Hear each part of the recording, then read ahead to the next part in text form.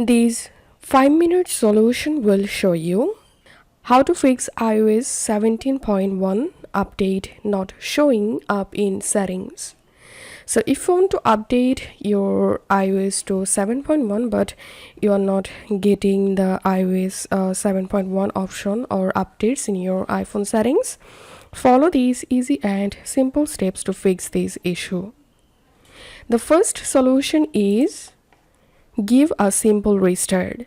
Sometime restarting your iPhone can fix this kind of issues. So give a simple restart and then go to your iPhone settings again and go to General, tap on Software Update and check for the 7.1 update. The second solution is turn off beta update. If you're using beta update, then make sure to disable or turn off the beta version of iOS, then check the issue. The third solution is reset all settings.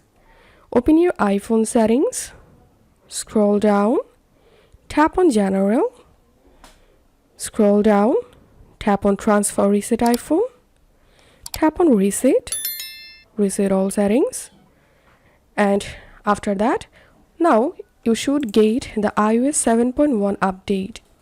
If you find this video helpful, don't forget to subscribe 5-minute solution. See you in the next video.